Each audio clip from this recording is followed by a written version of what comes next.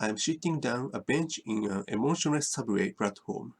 While I'm addicted to using my crusty cell phone, I get intoxicated by the cruelty of the night.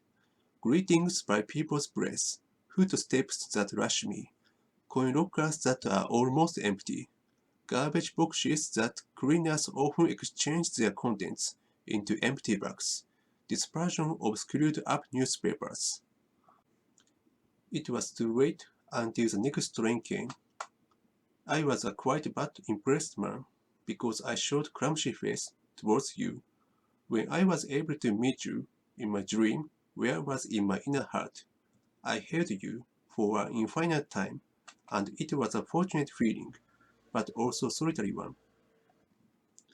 After I met you, we had been sharing the emotions bursting with happiness and betrayal.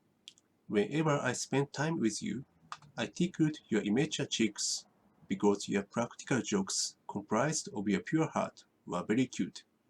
After school, when the beautiful sunset came into our eyes, while we crossed our white breeze, answering a little bit chilly air, we felt at ease, since we found that we were not alone.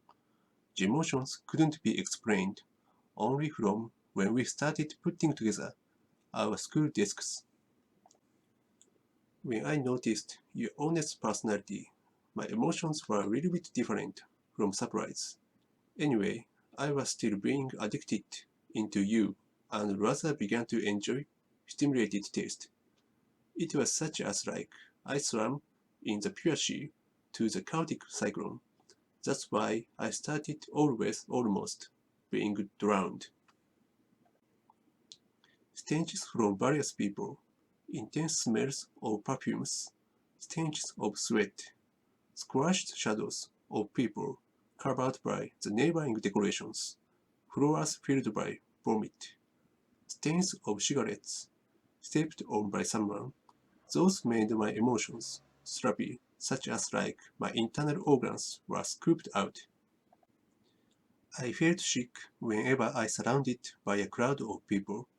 The people's flow was never ended. I was bewildered whenever I changed trains. I felt sick because the parade towards the next destination apparently assaulted me. You, who I was looking for, were so far from me. People there weren't the ones who I imagined. I felt as if I was surrounded by those cold faces, and I almost lost myself. Where are you now? Will I be able to find you? Your reddish cheeks and your appearance. I really want to hold you intensely again. You painfully groaned on the disarrayed bed sheet as the night, towards the strong impressions that we finally became one, and towards the unattenuated memory. You were exposing your abusive gaze with your past. You tried to open the door, tinged with the sheen, because you disliked the spell from your parents, who were nagging and thinking you of serial child. It was no problem, even if our world was fallacious. As our interwind breeze told the story, we dashed out into the outside of the school gate before the chime rang. The subway platform, fueled by artifacts, was shortening its life by becoming dirty day by day. The rails worked hard due to receiving the weight of people every day. They watched people from the bottom side while they were exhausting themselves.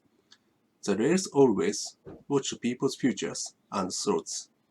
The rails solitary gaze at people as if they engraved the present by referring to the past.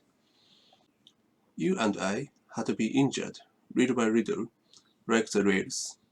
In our world, constructed by a puzzle, contradicted pieces had started increasing, as if the puzzle was changing its contents. When you hoped to soak into your skins with your tears, you closed your mind because you really wanted to inhibit your emotions.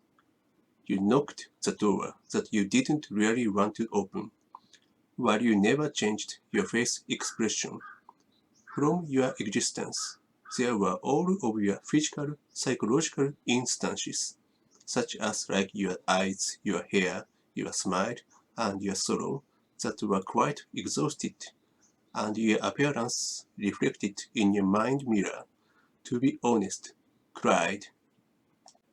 You planted a road towards every day, composed by people's crowd, lying people and driving people, although you used to love people, since you really relied on them.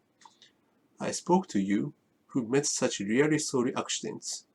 I was soothing you, who were crying, with a little bit small voice.